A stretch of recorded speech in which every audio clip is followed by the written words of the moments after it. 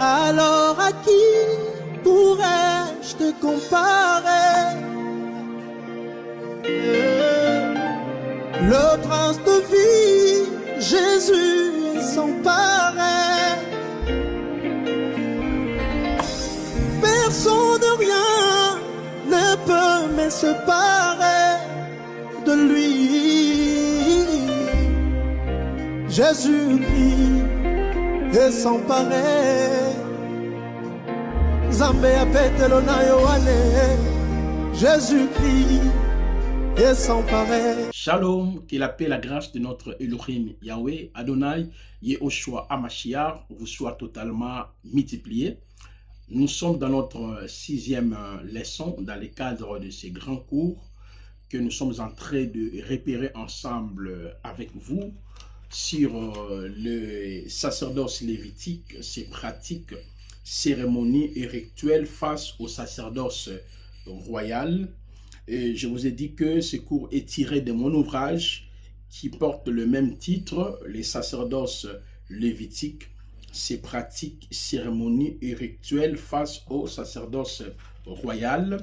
Alors, ce cours a 5 chapitres. Dans le premier chapitre, c'est l'origine du sacerdoce et l'instauration du sacerdoce lévitique. Ça, c'est le chapitre premier. Et à travers ce chapitre premier, je vous ai fait comprendre déjà que selon les textes bibliques, il existe 3 sortes de sacerdoce. Il y a les sacerdoces universels, le sacerdoce lévitique et les sacerdoces, n'est-ce pas, royal. Alors, l'universalité de la prêtrise, cela est lié justement par rapport à la préexistence de notre salut. C'est là où nous avons déconstruit que Yahweh est le premier à exercer la prêtrise au ciel.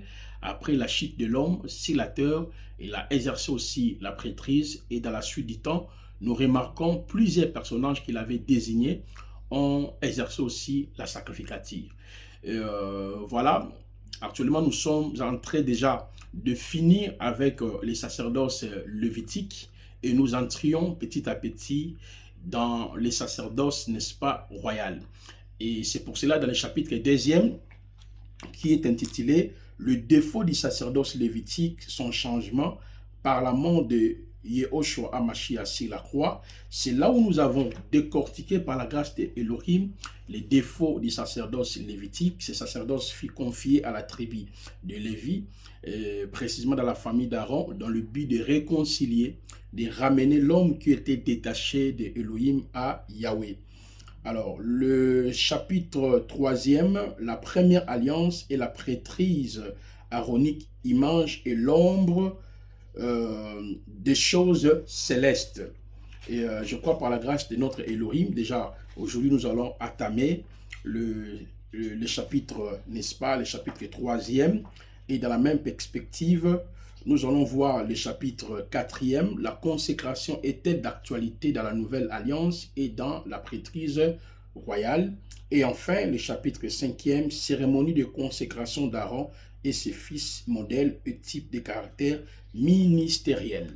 Alors, mes chers frères et sœurs, aujourd'hui, avant que nous puissions continuer notre exposé sur ces grands cours, sur les sacerdoces lévitiques, ces pratiques, cérémonies, rituels face au sacerdoce royal, je voudrais que nous puissions remercier Elohim Yahweh, les Mashiach, pour le temps et l'opportunité qui vient de nous accorder afin que nous puissions être ensemble avec vous.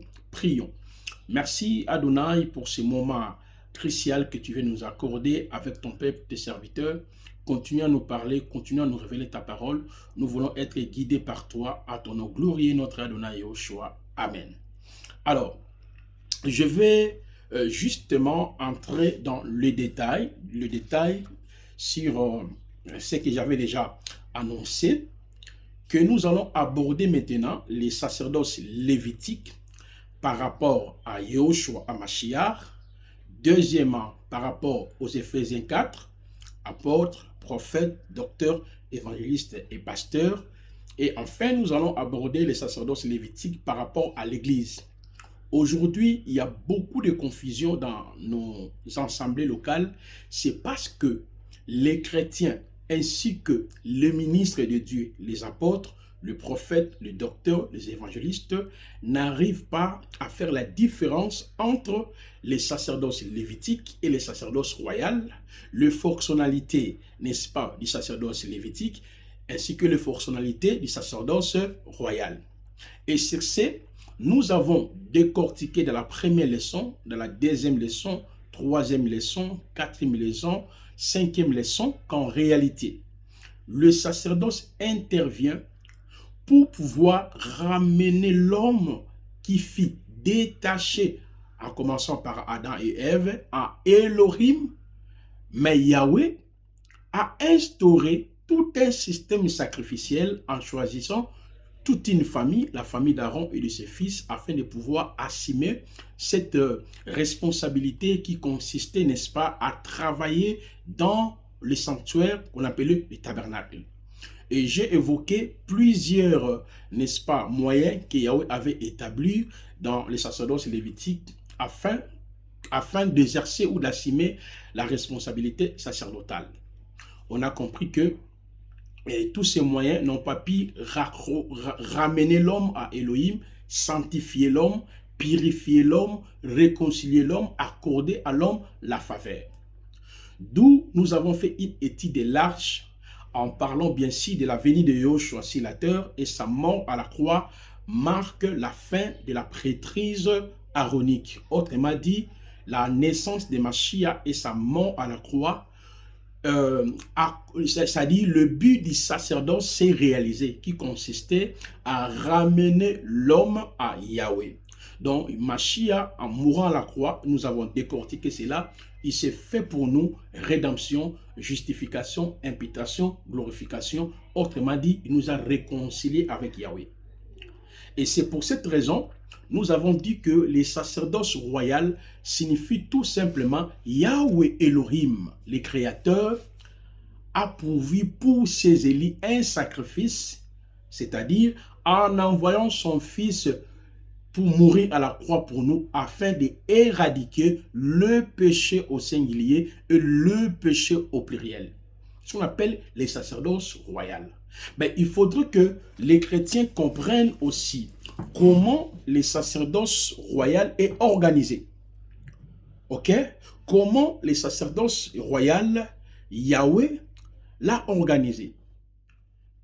Alors, afin que nous puissions toucher les deux classes, c'est-à-dire la première classe, les apôtres, les prophètes, les docteurs, les évangélistes, parce que je vous ai dit, vous allez voir, par exemple, aujourd'hui, il y a l'ordination, il y a la consécration, les gens portent des toges, des soutanes, il y en a qui utilisent des cornes, bien des choses, bien de confusion que nous observons dans nos assemblées locales. C'est parce que on n'a pas compris les changements du sacerdoce et le mode opératoire du sacerdoce royal. Et beaucoup d'enfants d'Élohim aussi se retrouvent dans cette confusion, dans cette fourberie. Ils mélangent à des fois les sacerdoces, n'est-ce pas, lévitiques et les sacerdoces royales. Donc, sur ce, nous ne pouvons pas aborder ces deux classes-là, les Éphésiens et l'Église, sans toutefois toucher d'abord le Mashiach lui-même. Parce que Yahushua dit, vous sondez les Écritures, vous pensez en elles avoir la vie éternelle, ce sont elles qui rendent témoignage de moi. Donc l'Ancien Testament dans son ensemble, c'est l'ombre, c'est l'image, la préfiguration, la représentation de Yahushua à Mashiach.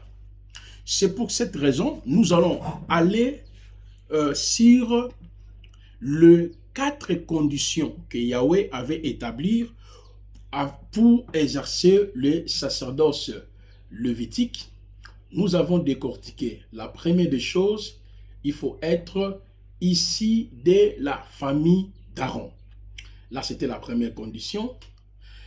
La désignation par Yahweh, le vêtement sacré, et puis la consécration.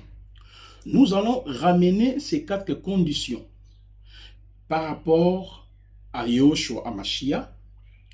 Et lorsque nous allons finir aussi, nous ramènerons ces 4 conditions par rapport aux Éphésiens 4. Et enfin, nous ramènerons ces 4 conditions par rapport à l'Église du Seigneur. Alors, qu'est-ce que signifie être issu de la filiation aaronique et en même temps la désignation par Yahweh? Alors, je voulais d'abord prendre ces 2 points, être issu de la filiation aaronique, la désignation par rapport à Yahweh. Comme les sacerdoces lévitiques étaient l'ombre de Yahushua HaMashiach, je vous ai fait comprendre, mes chers frères et sœurs, qu'en réalité, Yahweh avait confié la prêtrise à la famille d'Aaron et de ses fils. Vous ne pouvez pas exercer le sacerdoce lévitique sans être issu de la famille d'Aaron. Et c'est pour cette raison, dans notre étude sur l'épître aux Hébreux, je vous ai fait comprendre, quand tu lis Hébreux 5, Hébreux 6, Hébreux 7, Hébreux 8, Hébreux 9, Hébreux 10, je réitère. Hébreux chapitre 5, chapitre 6, chapitre 7, chapitre 8, chapitre 9, chapitre 10, on nous fait comprendre en effet que Yahushua Mashiach est le souverain sacrificateur, non selon l'ordre d'Aaron, mais selon l'ordre de Melchisedec. Autrement dit, l'auteur voulait faire comprendre aux judéo-chrétiens, comme Aaron et ses fils ne se sont point attribués de la dignité sacerdotale, de la même manière aussi, Yahushua est le prêtre, non selon l'ordre d'Aaron, selon l'ordre de Melchisedec. Pourquoi selon l'ordre de Melchisedec? Parce que Melchisedec ne s'est point attribué aussi de la dignité sacerdotale. Dans notre étude sur l'épître aux Hébreux, dans la leçon 5, je vous ai expliqué ça en détail. Melchisedec a été investi du pouvoir sacerdotal qui consiste à immoler, à offrir, à ramener le peuple avec Dieu. Par qui? Par Elohim lui-même qu'il avait investi de cette autorité ou de ce pouvoir sacerdotal.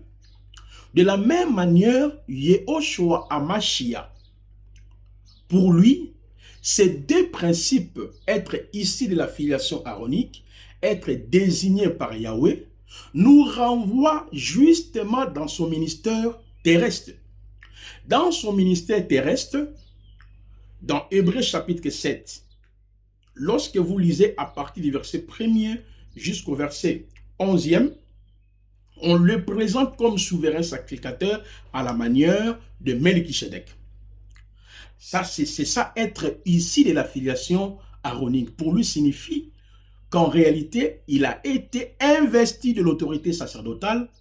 Autrement dit, il nous a réconciliés, il nous a ramenés à Dieu, il a expié le péché au singulier et le péché au pluriel parce qu'il a été désigné étant prêtre pour les élus. C'est pour cela, le deuxième principe aussi s'est accompli à Mashiach. Celui qui a été désigné comme un prêtre. Rappelez-vous que je vous ai dit dans Hébreux chapitre 5, le verset 1 à 2, le rôle d'un prêtre, c'était pour présenter les sacrifices à Elohim afin de réconcilier le peuple, de ramener le peuple à Elohim. Or, le Mashiach, en venant si la terre, il n'était pas seulement le Hakohen, le grand prêtre établi par Yahweh, mais il s'est fait aussi sacrifice pour nous. Dans notre étude, dans la 5e leçon, je l'ai démontré. Quand vous lisez Hébreux 13, le verset 8 jusqu'au verset 10e, on nous dit, comme on offrait les sacrifices hors du camp, lui aussi, il s'est offert hors du camp pour nous. Donc, on prend tous les sacrifices de l'Ancien Testament, préfiguraient en effet la souffrance de Mashiach à la croix. Or, la souffrance de Mashiach à la croix, c'est ça même le but du sacerdoce. Parce que quand les animaux souffraient, on les équitait, on les tuait, c'était pour que ces animaux accordent le pardon, la réconciliation, la purification, la paix, le bonheur, la sanctification, la faveur au peuple. Donc, Mashiach mourant à la croix, il était aussi l'ensemble de tous les sacrifices de l'Ancien Testament. Et j'aime aussi ce que l'auteur des Épîtres aux Hébreux a invoqué dans Hébreux 9, ok? À partir du verset 1er jusqu'au verset 28, Hébreux chapitre 10, à partir du verset 1er, vous pouvez arriver jusqu'au verset 10e. Et lorsque vous confrontez ces deux chapitres, vous allez vous réaliser qu'en réalité, l'auteur présente que les holocaustes, les offrandes, les sacrifices qu'on offrait dans les sacerdoces lévitiques, dans le but de réconcilier le peuple, de purifier le peuple, de sanctifier le peuple, de ramener le peuple à Elohim, ces choses n'ont jamais été agréées par Yahweh. Mais il va présenter Mashiach dans Hébreux 9, il est entré par son propre sang. Et dans Hébreux 10, il dit, voici, dans le rouleau du livre, il est question de moi, je viens pour faire ta volonté. C'est quoi la volonté de Yahweh? La volonté de Yahweh était de ramener l'homme à Yahweh. Et l'auteur va continuer dans Hébreux 10, le verset 10, en vertu de son sacrifice, il a fait l'expiation de nos péchés, il nous a purifiés une seule fois, il nous a sanctifiés une seule fois. C'est pour cela, la deuxième condition sacerdotale, c'est aussi réalisée à Mashiach, en venant sur la terre étant le prêtre et les sacrifices. Lors de son baptême, notez cela, chers étudiants, dans Matthieu chapitre 3, depuis le verset 1er jusqu'au verset 16e, le ciel a ouvert sa bouche. Celui-ci est mon fils bien-aimé, à qui j'ai mis toute mon approbation, écoutez-les. Autrement dit, Yehoshua ne pouvait pas exercer la sacrificature, c'est-à-dire, il ne pouvait pas venir nous réconcilier, nous ramener à Yahweh, sans être ici, n'est-ce pas, de la lignée d'Aaron. Autrement dit, sans être choisi par Yahweh, confier la responsabilité. Par contre, lui est souverain sacrificateur à la manière de Melchisedec. Et Yehoshua ne pouvait pas exercer la sacrificature, la fonction du prêtre qui consiste à nous réconcilier, à nous purifier sans être désigné. Or, lors de son baptême, les textes nous montrent clairement que celui-ci est mon fils bien-aimé à qui j'ai mis toute mon approbation. Écoutez-le. C'est déjà l'action de la désignation. L'action de la désignation pour les Mashiach.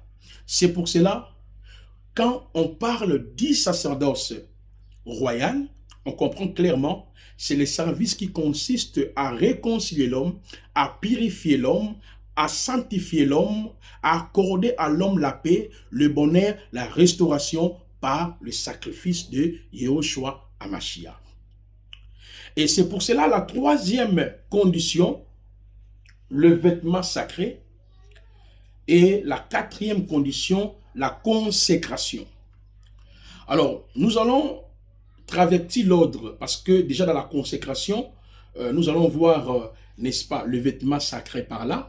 Je vais commencer par contre par la consécration, et enfin, nous allons revenir sur le vêtement sacré, pour que vous puissiez mieux comprendre comment nous avons même établi les choses dans notre ouvrage. Je vous encourage vraiment de lire les livres parce qu'il y a tous les détails à l'intérieur. Alors, je vais prendre d'abord la consécration. Je viens de vous dire, je travertis l'ordre, c'est très important parce que si je commence avec le vêtement, c'est aussi important, mais je travertis l'ordre parce que vous allez comprendre que les vêtements, c'est retrouve toujours la consécration. Maintenant, qu'est-ce que signifie la consécration pour Yehoshua à Mashiach? Je tiens d'abord à vous rappeler qu'en réalité, lors de la consécration d'Aaron et de ses fils, il y a trois informations importantes que j'avais déjà énoncées lors même de l'introduction de ces grands cours que vous avez observé. Et quelles sont ces trois informations pertinentes? Parce que Aaron et ses fils ne pouvaient pas assumer la responsabilité de réconcilier le peuple, de purifier le peuple, de sanctifier le peuple, de ramener l'homme qui était détaché à Elohim, car tous ont péché. Car tous ont péché. C'est-à-dire tous les êtres humains se sont détachés de Yahweh par le péché d'Adam. Aaron et ses fils ne pouvaient pas exercer la sacrificature sans être consacrés.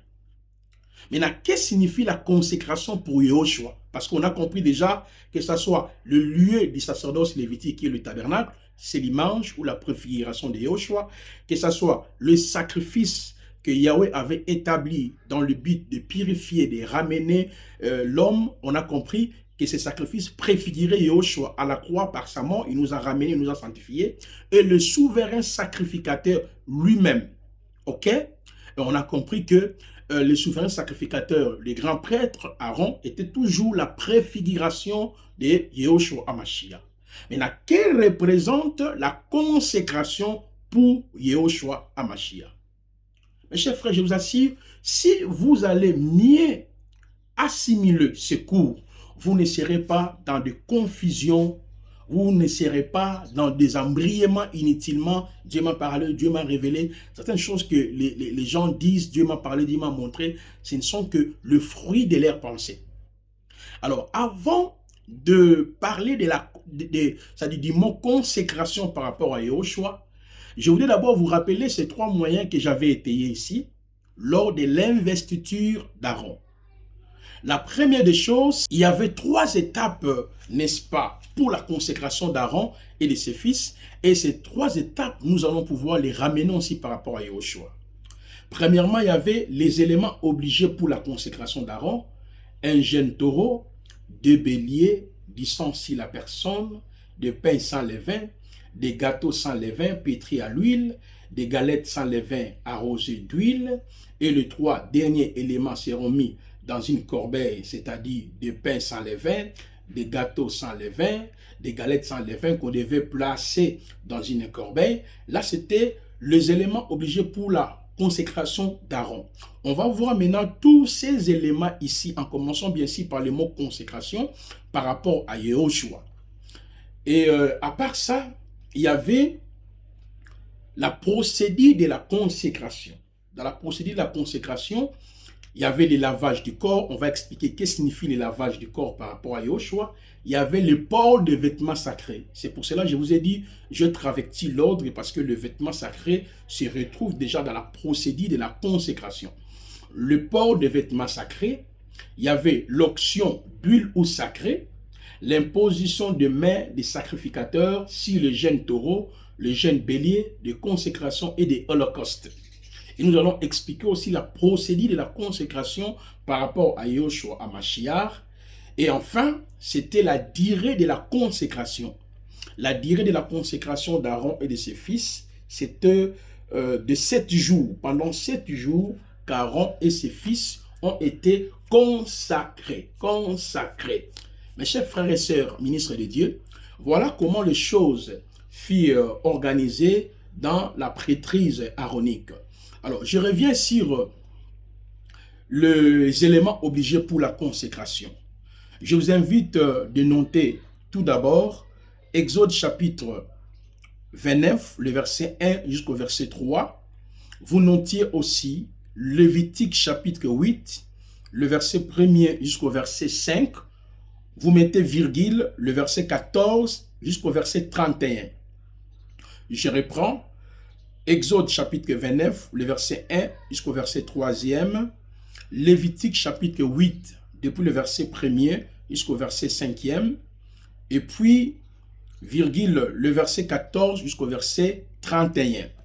Alors, je voudrais que nous fassions la lecture rapidement de Exode chapitre 29, le verset 1 jusqu'au verset 3.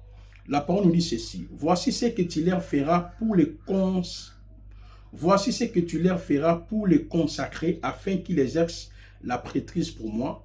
Prends un jeune taureau du troupeau et des béliers sans défaut et des pains sans levain et des gâteaux sans levain pétris à l'huile et des galettes sans levain oint d'huile. Tu les feras de fines de farine de froment. Tu les mettras dans une corbeille et tu les présenteras dans la corbeille aussi le jeune taureau et le 2, bélier. Le verset 4, que tu approcheras Aaron et ses fils à l'entrée de la tente d'assignation et tu les laveras avec l'eau. Alors, on peut s'arrêter à partir d'ici, mais je vous encourage justement de lire jusqu'au verset, n'est-ce pas, jusqu'au verset 25 du chapitre 29e du livre d'Exode et de lire aussi Lévitique chapitre 8, le verset 1er jusqu'au verset 32. De lire aussi Exode chapitre 28, le verset 1er jusqu'au verset, n'est-ce pas, 43. Exode 28, le verset 1er jusqu'au verset 43. Lévitique chapitre 29, Exode chapitre 29, le verset 1er jusqu'au verset 25. Et Lévitique chapitre 8, le verset 1er jusqu'au verset 31. Alors, mes chers frères et sœurs, tous les éléments obligés pour la consécration, vous trouverez déjà les détails que nous avons abordés dans le livre. Tous les éléments obligés pour la consécration d'Aaron et de ses fils nous renvoient dans la vie terrestre du ministère de Yahushua HaMashiach. Parce que lui-même a dit, la loi, le psaume, le prophète est question de moi. Lui-même a dit, la loi, le psaume et le prophète. Lui-même a dit, Moïse a écrit à son sujet. Jean chapitre 5, le verset 38 jusqu'au verset 48. Luc chapitre 24, verset 44 à 46. Quand vous confrontez ces deux passages, dans Jean, il dit, Moïse a écrit à mon sujet. Vous sondez les Écritures, vous pensez en elles avoir la vie éternelle. Ce sont elles qui rendent témoignage de moi. Et dans Luc, il dit, dans la loi, le psaume, le prophète, il est question de moi. Alors, à noter déjà que les 7 éléments que nous venons d'évoquer ici, le gène taureau, le dé bélier, le sang si la personne, des pains sans levain, des gâteaux sans levain pétris à l'huile, des galettes sans levain arrosées d'huile. Les 3 derniers éléments seront mis dans une corbeille, c'est-à-dire des pains sans levain, des gâteaux sans levain, des galettes sans levain. Et tous ces éléments annonçaient que la venue ou la prêtrise de Yahushua HaMashiach pour notre salut. Avant de ramener ces éléments rapidement en Yahushua, parce que dans l'ouvrage, vous avez toutes les informations et beaucoup de démonstrations. Ici, nous ne faisons que donner de grands résumés et en même temps évoquer les éléments nouveaux. Donc, quand tu écoutes, tu écris, tu lis les livres et vous serez totalement élucidé. Alors, qu'est-ce que signifie le mot consécration pour Yahushua HaMashiach? L'essence du mot consécration. Alors, vous devez d'abord savoir que l'Ancien Testament a été écrit dans la langue hébraïque. Il y a quelques textes dans la langue araméenne. Dans la langue hébraïque, le mot consécration veut dire kaudash. Le kaudash a été traduit en français par être mis à part, être consacré, être sanctifié, consacré, vous voyez, sacré, dédié.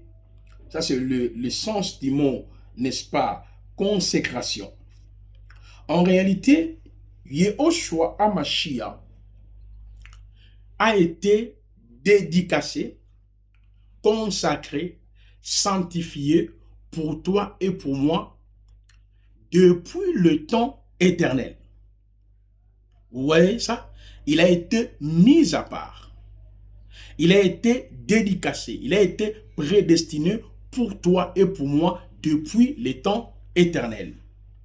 C'est pour cette raison, dans le livre de 1 Pierre, lorsqu'on prend 1 Pierre chapitre 18, le verset 20 nous dit, « Sachant que ce n'est pas par des choses corruptibles comme l'argent ou l'or que vous avez été rachetés de votre vaine manière de vivre que vos ancêtres vous avaient transmise, mais par le sang précieux de HaMashiach comme d'un agneau sans défaut, sans tache, prédestiné avant la fondation du monde, manifesté dans les derniers temps pour vous. » Donc, d'après ces passages, on nous parle de la préexistence de Mashiach dans le cadre des sauvés.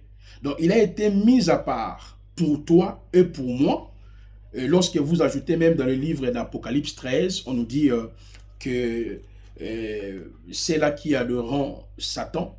Apocalypse 13, les versets 8 à 9. C'est dont le nom n'a jamais été écrit dans le livre de vie de l'agneau. Donc, on comprend clairement que l'agneau a été prédestiné, a été immolé, a été préparé pour nous. Autrement dit, a été consacré pour les élits, pour notre salut. C'est pour cette raison, quand Yahushua est venu sur la terre, il disait toujours, je suis sorti du Père, je viens du Père, je viens du ciel. Parce que, lisez l'épître de Jean, ce langage-là revient à chaque fois. Il dit, ce que je vous enseigne, ça vient du ciel. Ma doctrine vient du ciel, je vais au Père. Ok? Personne n'est monté au ciel, si ce n'est celui qui descend des cieux, le Fils de l'homme qui est dans le ciel. Jean 3, le verset 13e. Je crois que vous êtes des prédicateurs, vous êtes enfants de Dieu, vous lisez déjà la parole. Essayez aussi de faire beaucoup de recherches par rapport à l'enseignement.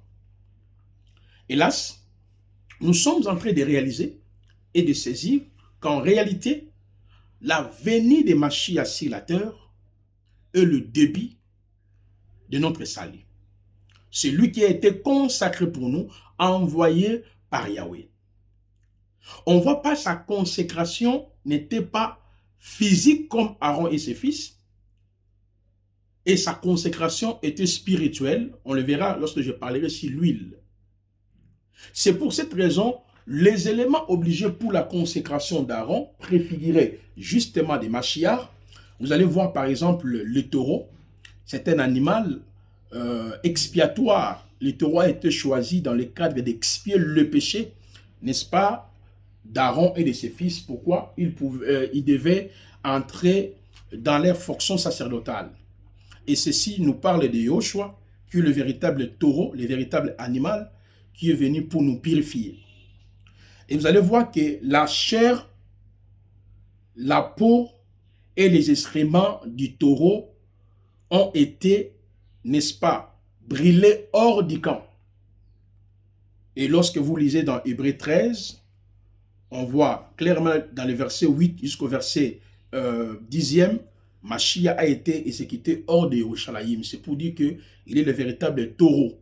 Parce que ces animaux ici expliquaient tout simplement la réconciliation, la purification, voilà. Et le prêtre était dans l'obligation d'imposer même sa main sur ces animaux. Et si on prend même les deux béliers, l'un était pour l'Holocauste. L'Holocauste, c'est le sacrifice que Yahweh agrée par le fait. Or, je viens de vous dire dans Hébreux chapitre 10, le verset 1 à 5, l'auteur a dit, Elohim n'a agréé ni sacrifice, ni offrande, ni holocauste. L'unique sacrifice que Elohim a agréé, c'est le sacrifice de Yahushua. Là, Yahushua représente le bélier de holocauste. Parce que le bélier de holocauste devait entièrement consumé par le feu. À la croix, il a été consumé par le feu, l'expression de la souffrance. À part ça, il y avait aussi le bélier du consacré. Le bélier du consacré, ce bélier symbolisait la personne lui-même. Autrement dit, c'est l'expression d'agrément. Or, Yahushua n'a pas été seulement le bélier de l'Holocauste, celui que Dieu a agréé pour nous, mais Yahushua est l'unique personne par qui le Seigneur a accepté aussi pour notre salut. Vous trouverez les détails dans le fascicule. À part ça, il y avait la procédure du sang. C'est-à-dire, on devait appliquer le sang si le lobe de leur oreille droite, si la pouce de leur main droite, si le gros octet de leur pied droit. Et vous trouverez toutes ces explications dans le fascicule, dans le livre. Quand vous lisez Lévitique chapitre 8, le verset 23, on nous explique la procédure. Mais néanmoins, ces trois parties, nous avons expliqué ça par rapport à Yahushua pour dire que Yahushua était à l'écoute du Père. Ça, c'est les lobes de leur oreille droite. Yahushua, sa conduite, n'est-ce pas, était droit. Yahushua, sa main était propre. Cela veut dire il n'y avait pas l'iniquité en lui. C'est ça la pouce de leur main droite. Et puis, la marche de Yahushua était correcte selon l'esprit. C'est ça les gros octets de leurs pieds droits. Donc vous trouverez certains détails dans le fascicule. Alors, les pains sans levain, des gâteaux sans levain, des galettes sans levain arrosées d'huile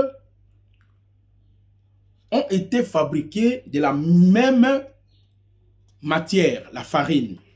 Ceci nous parle de la nature de Yahushua HaMashiach, parce que lui-même a déclaré dans Jean 6, 49 à 51, il est le pain qui vient du ciel. Mais pourquoi il y avait l'absence de levain, levain qui parle du péché?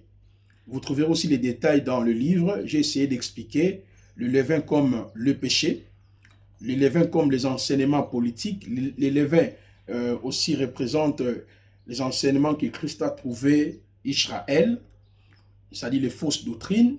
Lorsque vous lisez dans Matthieu 16, le verset 1 à 6, vous allez trouver la question du levain.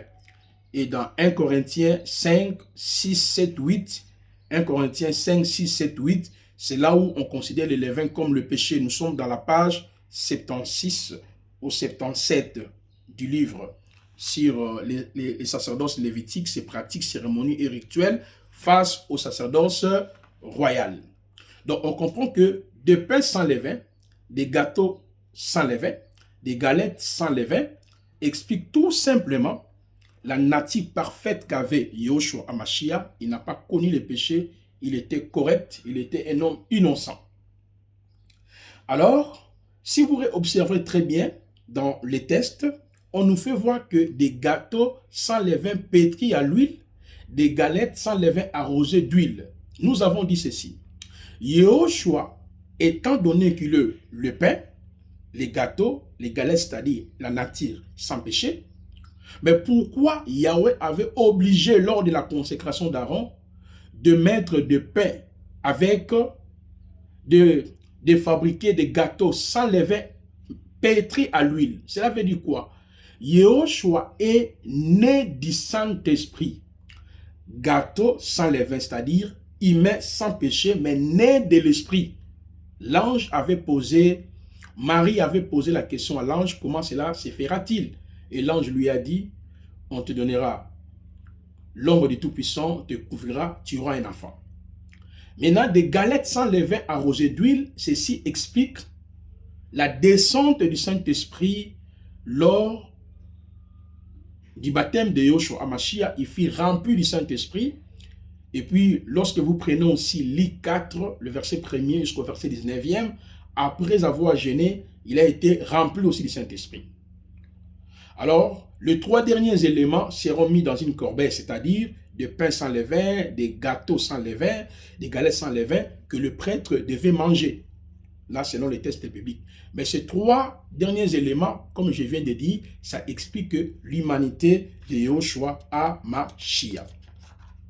Donc, la procédure de la consécration, donc, tous les éléments obligés pour la consécration d'Aaron et de ses fils expliquent la nature humaine de Mashiach, la nature parfaite de Mashiach. Il est le jeune taureau, il est le deux béliers, il est le pain sans levain, les gâteaux, les galettes sans levain, arrosés d'huile et pétris d'huile. Déjà, si nous comprenons les choses de cette façon, on se rend compte que, alors, si nous comprenons les choses de cette manière, lorsque nous allons toucher les éléments obligés pour la consécration par rapport aux apôtres, prophètes, docteurs, évangélistes et pasteurs, vous allez voir que ce que nous remarquons dans nos églises, des toges, des huiles, des histoires à la tête, des cornes, ce sont des choses qui ne viennent même pas de la prêtrise aaronique, ce sont des choses que les hommes ont créées et d'autres personnes aussi utilisent cela parce qu'ils sont dans des mouvements ésotériques ou mystiques. Mais en réalité, si Yahushua lui-même a été consacré depuis l'éternité, en venant sur la terre, a exercé son ministère avec le Saint-Esprit, sans le taureau, sans le deux béliers, sans le pain, sans les galettes, c'est parce que c'est lui-même qui avait instauré les sacerdoces lévitiques, qui était l'ombre.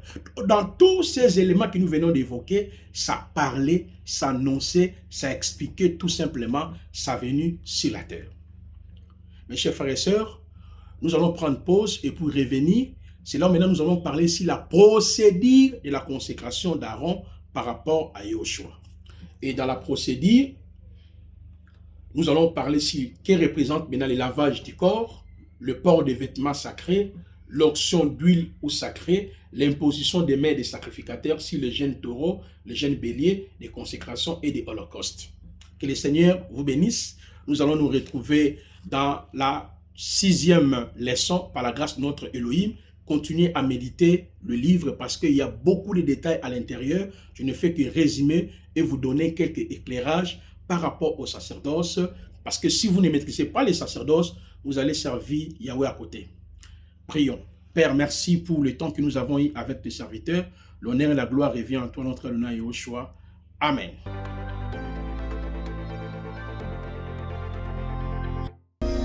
Alors à qui pourrais-je te comparer? Le prince de vie, Jésus sans pareil. Personne de rien ne peut me séparer de lui. Jésus-Christ est sans pareil. Zambé apetelo na Yohane. Jésus-Christ est sans pareil.